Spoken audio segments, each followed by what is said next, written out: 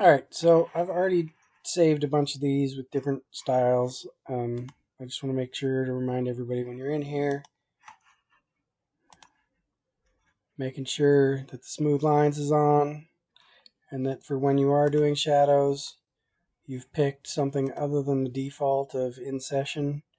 You've picked a time, day, and you've set your ground plane where it belongs.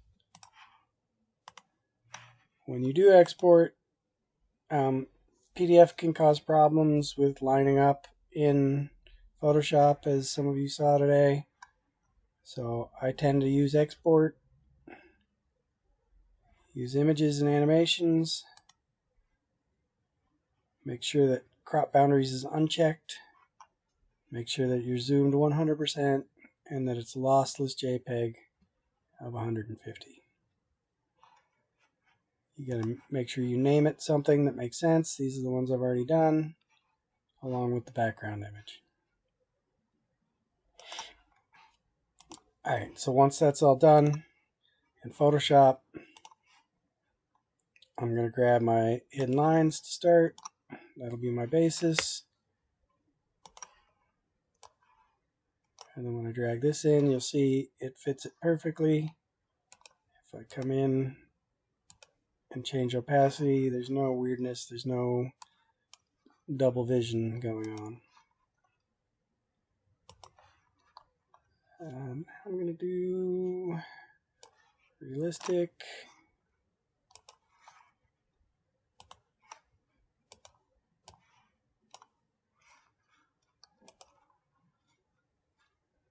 I think I'll just do those 4 for now. And then I'll go ahead and I'll do my background while I'm here. We'll use it later. I'm going to change the opacity so that I can see what it might look like. Make it larger than my canvas. And then just kind of position it where I think it'll look okay. Click OK. Put the opacity all the way back up and turn off that layer. So now what I want, in order to choose my selection for the background, is I want to be on hidden lines. That's why we included that, and we included hidden lines with shadows for picking shadows. So I'm going to go into my selection tool here, and you'll see what's going to happen with this particular view is all these columns are going to get selected because they don't have closed geometry. We do have to take a minute to fix that. It's tedious, but it's easy enough. If you switch over to your brush tool, make sure you're on the correct active view. And now you can see this one's already tiny. I've got it set to 1 point. But if you hold Alt and right click, you can change the size, you can change the hardness. So I'm just going to click right here. I'm going to hold Shift and drag it across.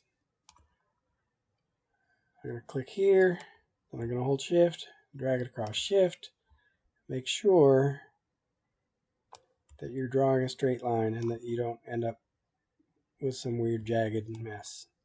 But if I hold Shift first, this is what happens. It tries to connect things. It's not a big deal. You just hit undo. Make sure you click first where you want to start your line, then hold Shift. And it doesn't have to be perfect. You can see it's going over some of the edges. We're not actually going to see this in the final image. It's just to help us set the background.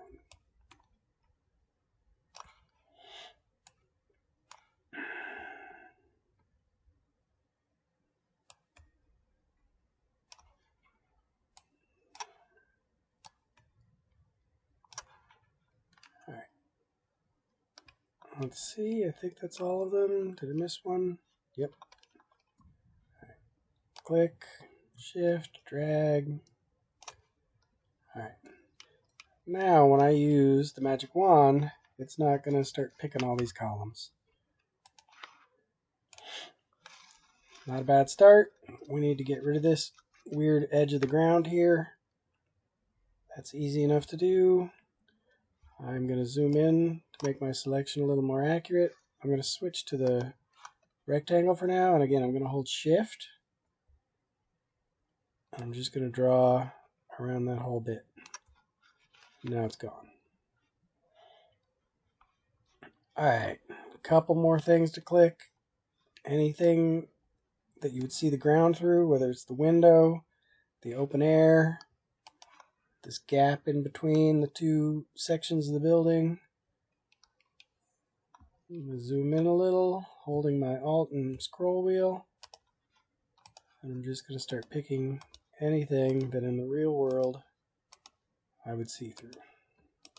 And once you get to here, these are the interior walls. It's kind of hard to tell with the hidden line.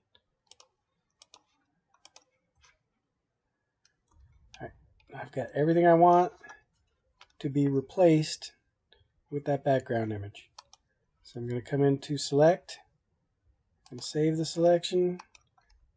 I'm going to call it background. Click OK.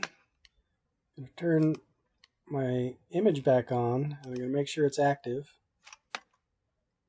And now I'm going to do layer mask. Alright. Now let's see how that looks. Not bad, but we can't see our shadows. So now we got to come back in and do something similar here. Again, these are not enclosed. So you got to draw the line, make your selections, save it, and then what you'll do on this one is make a new layer on top to do the shadow. I'll go ahead and do it while we're here. So I'm going to switch to this. I'm going to make sure my active layer is the background. It's the hidden lines that has the shadows. And you don't have to do it for all of them. You only have to do it for the ones that are in shade, because we're not picking any of the white surface.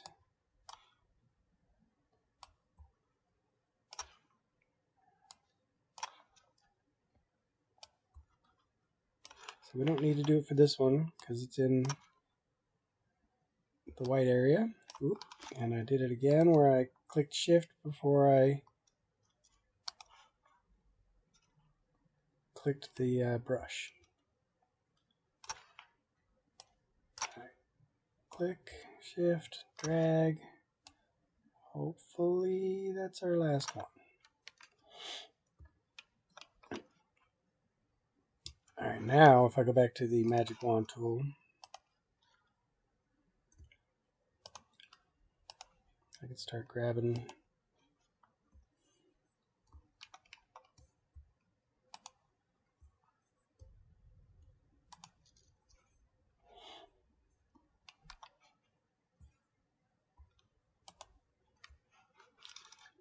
that's all my shadow that's going to be into the building. I'm going to go to select, save selection, I'll call it shadows, click OK. I'm going to make this visible. I'm going to go to this layer 2, make it active. I'm going to make sure I have black paint. And if this is defaulted to gradient, which it probably is, you need to switch to the paint bucket tool and just start painting in.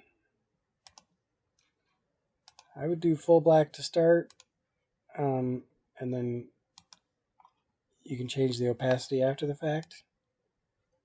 Alright, so that's not too bad. And now I can decide how much of that I want to show. And that's what we showed in class. Hope it helps somebody. Have a good weekend.